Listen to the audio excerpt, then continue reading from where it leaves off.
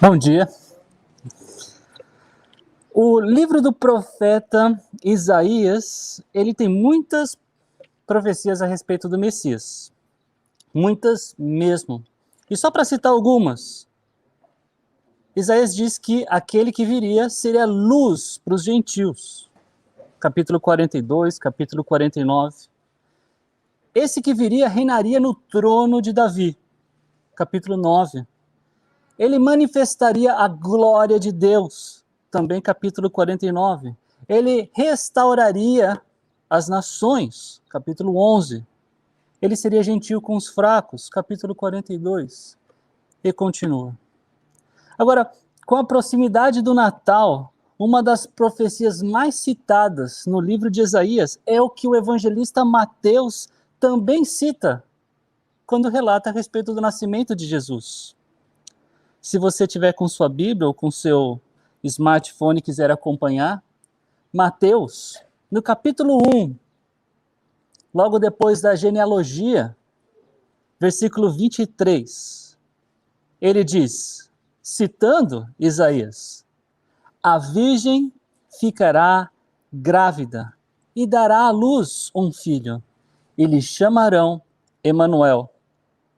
E ele explica que significa Deus conosco.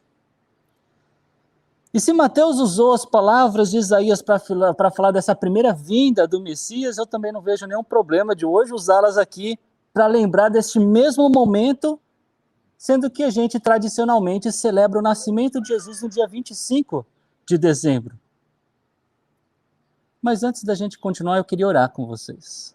Senhor, mais uma vez, muito obrigado pela oportunidade de, como igreja, estarmos juntos para celebrarmos este momento tão significativo na nossa vida, que é a ceia que o Senhor instituiu para que fizéssemos como tal, como igreja.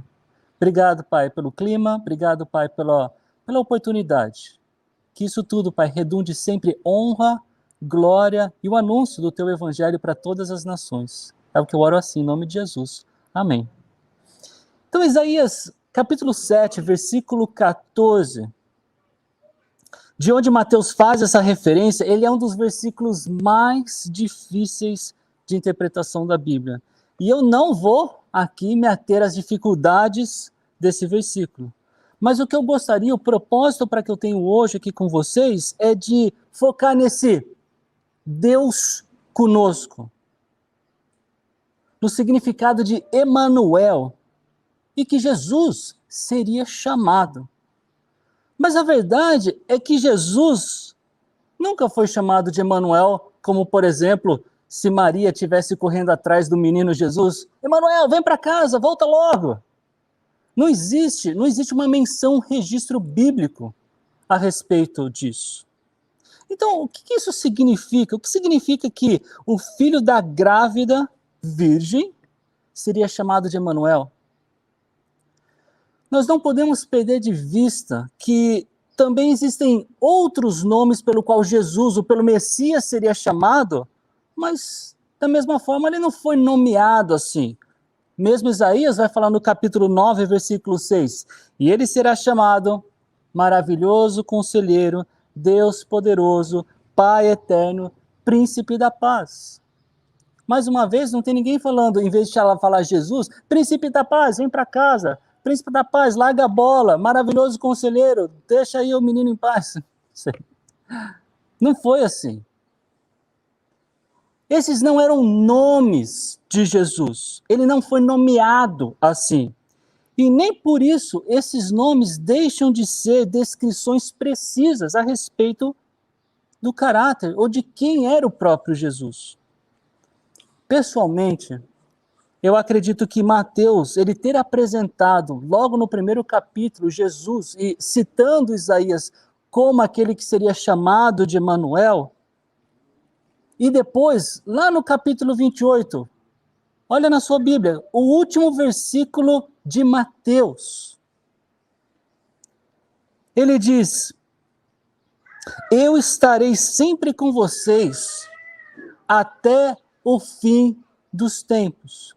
Quando a gente tem, então, em mente que Emanuel significa Deus conosco, Mateus cita Isaías no capítulo 1 e vai fechar o seu evangelho, vai fechar o seu livro dizendo uma promessa de Jesus, falando que estaria conosco para sempre até o fim dos tempos, é provável, e eu acho que é muito provável, como eu disse, pessoalmente acredito nisso, que Mateus está fazendo um exercício de demonstrar que o próprio Jesus é o Senhor, é o Yahweh do Antigo Testamento na pessoa de Jesus, e ele está conosco, ele está presente. A gente sabe que o público de Mateus, se não totalmente judeu, a maioria era judia. E esse público, também sabemos pelas Escrituras, especialmente pelo capítulo 1 de João, que vai falar que quando ele veio, ele não foi recebido pelos que eram deles, dos seus, pelo povo judeu. Eles não creram em Cristo. Eles não creram que aquele homem que havia nascido era o próprio Yahweh, Javé, encarnado. A ideia de Deus estar presente conosco, ela é até anterior ao profeta Isaías. O salmista do Salmo 139, ele escreveu poeticamente a respeito da onipresença de Deus. Mais uma vez, abram suas Bíblias, lá no Salmo 139. E ele começa falando bastante da onisciência de Deus, dos versículos 1 ao 5, para depois falar da onipresença de Deus, dos versículos de 5 a 10.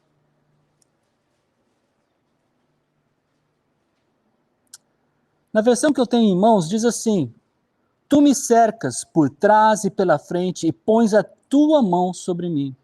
Tal conhecimento é maravilhoso demais, está além do meu alcance. É tão elevado que não o posso atingir. Para onde poderia eu escapar do teu espírito? Para onde poderia fugir da tua presença? Se eu subir aos céus, lá estás. Se eu fizer a minha cama na sepultura, também lá estás. Se eu subir com as asas da alvorada e morar na extremidade do mar, mesmo ali, a tua mão direita me guiará e me susterá.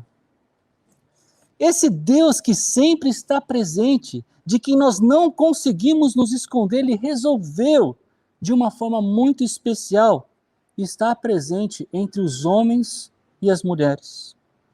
Então perceba, Deus ele é onipresente, ele está sempre presente, mas ainda assim, Jesus é o próprio Deus presente de uma forma especial.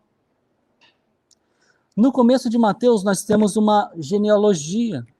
Deus está por detrás de tudo isso, ele está presente nisso. Ao mesmo tempo que no final dessa genealogia, ele se faz presente de uma forma especial.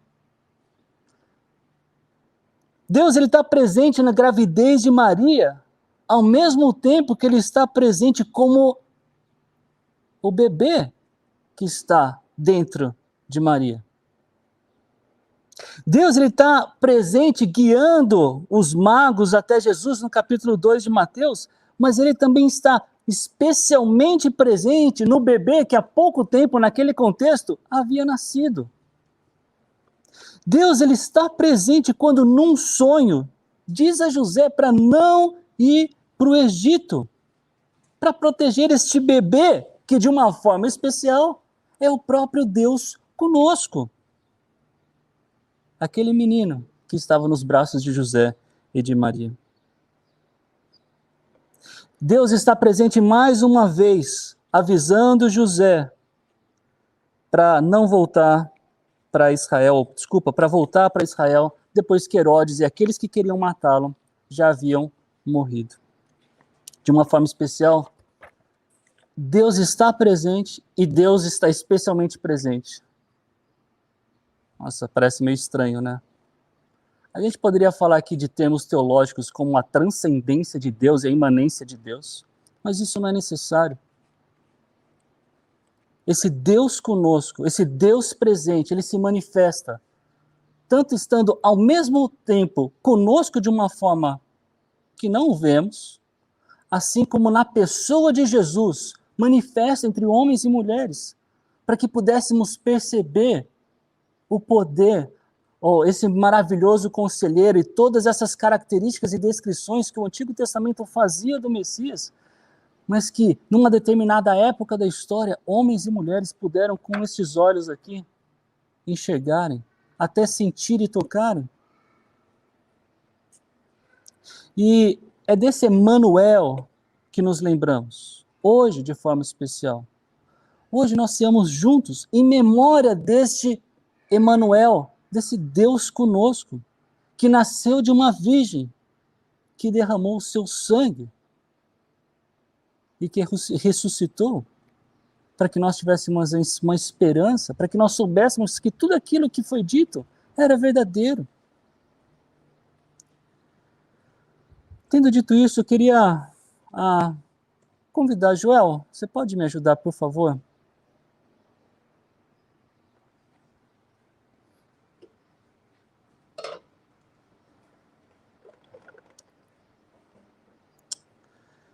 Enquanto o Joel passa tanto o pão e o vinho para vocês, eu quero lembrá-los do que Paulo disse em 1 Coríntios capítulo 11, quando na noite em que o Senhor Jesus foi traído, ele tomou o pão, deu graças e partiu, dizendo: isto é o meu corpo, que é dado em favor de vocês. Façam isso em memória de mim. Então, assim que você receber o cálice, toma cuidado, não virar o potinho. Tenta tirar a colinha dele. E a gente começa comendo pelo pão. E eu peço para que vocês aguardem um pouquinho para que nós comamos juntos.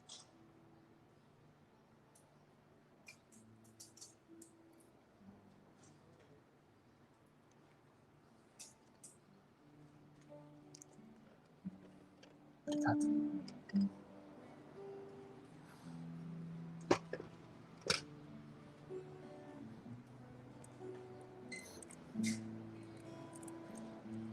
Alguém ficou sem?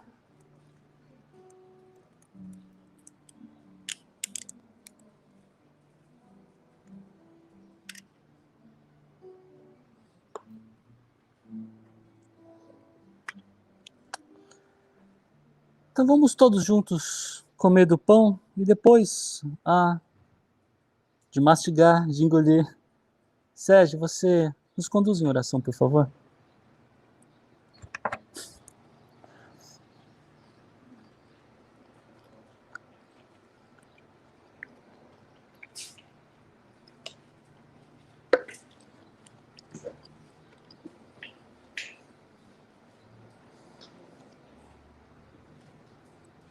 Senhor Deus, Pai do céu, estamos aqui agradecidos porque fomos alcançados por tão maravilhosa salvação. Ao comermos o pão que representa o corpo do teu Filho, Jesus, sacrificado na cruz, para que nossos pecados pudessem ser perdoados, não tem como sentir gratidão por ti. Por isso estamos aqui, cumprindo o memorial que representa o sacrifício de Jesus pela vida de cada um de nós. Somos gratos, Senhor. Obrigado por esse privilégio. E que não nos esqueçamos disso, possamos levar essa mesma palavra para todos aqueles que ainda não te conheceram ou reconheceram como Salvador. Amém. É isso que eu te peço, em nome de Jesus. Amém. Paulo continua dizendo que da mesma forma Jesus tomou o cálice e disse: este cálice é a nova aliança no meu sangue. Façam isso sempre que o beberem, em memória de mim. Então vamos juntos também beber deste cálice.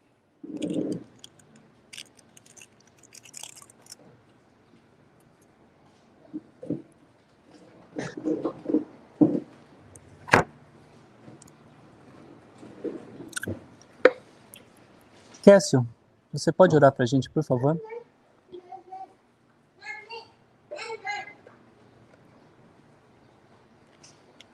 Amado Deus, nós te agradecemos, Senhor, pelo privilégio de poder estar aqui celebrando e rememorando, Senhor, a tua vida até nós, tomando desse vinho, Senhor, do que representa o teu sangue, o sangue que foi derramado e que comprou as nossas vidas, Senhor, para a eternidade. Nós te agradecemos profundo amor no coração, Deus. E aguardamos ansiosos pelo dia que celebraremos todos juntos contigo. Em nome de Jesus, te agradecemos. Amém. Amém. Paulo termina dizendo que sempre que comemos esse pão e bebemos esse cálice, nós anunciamos a morte do Senhor Jesus, do Emanuel. E essa é a principal razão de existirmos como igreja, anunciarmos as boas novas, dizer que Deus se fez presente entre os homens para resolver de uma vez por todas o problema do pecado. Quando vocês saírem daqui, se exercitem na gratidão. E além de agradecer pela solução do pecado, que com certeza é o maior problema que nós temos como humanidade, se lembrem de algo, de pelo menos uma situação nesse ano em que você notoriamente poderia ter dito, se não é a que disse, Deus estava comigo. Deus conosco. Emanuel. Louvado seja o Senhor.